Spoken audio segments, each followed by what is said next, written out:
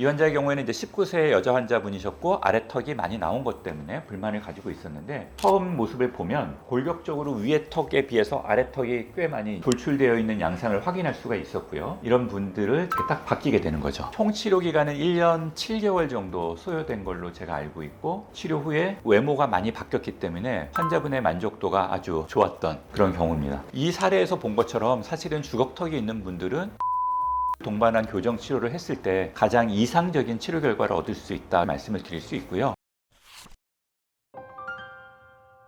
반갑습니다. 웃는 치과의사 오원장입니다. 오늘은 지난번에 이어서 주걱턱 이야기를 조금 더 해볼까 하는데요. 주걱턱이 있는 경우는 아래턱뼈 자체가 골격적으로 전방으로 많이 성장되어 있는 상태라고 말씀을 드렸습니다. 사실 이 문제를 해결하기 위해서는 이게 단순히 치아배열의 문제도 있겠지만 턱뼈 자체의 크기를 줄여줘야 되는데 그러려면 수술이 필요합니다. 단순히 수술만 갖고는 안 되고요. 교정 치료와 턱 수술을 같이 진행함으로써 문제를 이제 제대로 해결할 수 있게 되는 거죠. 교정 치료만으로 해결하려고 하면 턱뼈 자체의 크기를 줄이지 못하기 때문에 턱이 튀어나온 상태는 유지가 된 채로 치아배열만 이동시키는 치료니까 아무래도 주걱턱 개선에 한계가 있을 수밖에 없는데 교정 치료와 수술을 같이 하게 되면 우리가 원하는 이상적인 모습에 가깝게 턱의 형태와 크기를 줄일 수 있는 그런 방법이 되겠습니다. 주걱턱인 양상을 가지고 계신 분들은 단순히 아래턱만 나온 게 아니라 위의 턱은 상대적으로 성장이 덜하고 아래턱이 많이 나온 경우가 많아요. 이런 경우를 개선하려면 위의 턱과 아래턱을 같이 수술하기 때문에 수술 전에 교정 치료를 먼저 진행하고요. 이걸 수술 전 교정이라고 합니다. 교정 치료를 먼저 진행해서 위의 치아와 아래 치아를 각각 배열을 합니다. 그리고 나서 일정 부분 배열이 어느 정도 정리가 되면 수술을 하는 거죠. 악교정 수술이라고 하는 수술을 합니다. 보통은 양악 수술이 되기도 하고요. 드물게는 편악 수술도 됩니다. 수술한 이후에 다시 마무리 교정 치료를 해서 변화된 턱의 위치에서 치아 배열들이 잘 맞을 수 있도록 마무리 교정 치료를 하고 치료가 끝나게 되는 거죠. 그래서 진행 과정이 수술 전 교정, 수술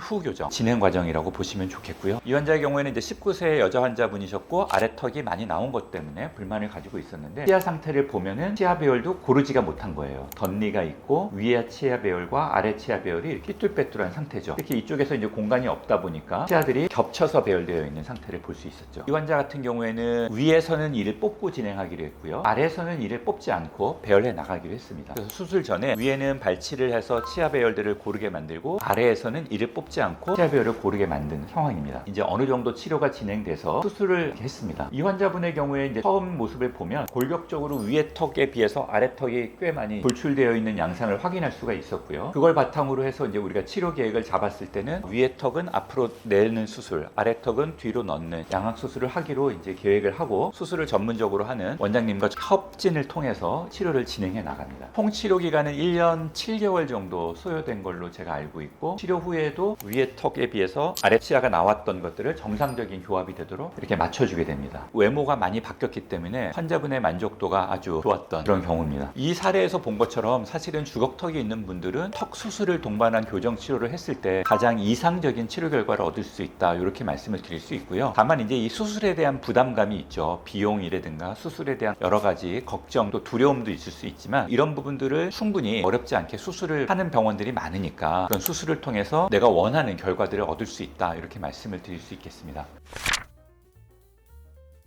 우리가 수술은 성장이 다 완료되고 난 이후에 합니다. 성장이 안 끝난 경우에는 수술을 안 할 수 있는 방법으로의 성장 조절을 하지만 성장이 다 끝나고 난 이후에는 주걱턱 수술을 받거나 아니면 턱의 형태는 그대로 둔 채로 교정 치료만 진행해서 수술 없이 적당히 내 외모에 타협을 하면서 지내거나 이런 두 가지 방식이 있다고 이해하시면 좋겠습니다.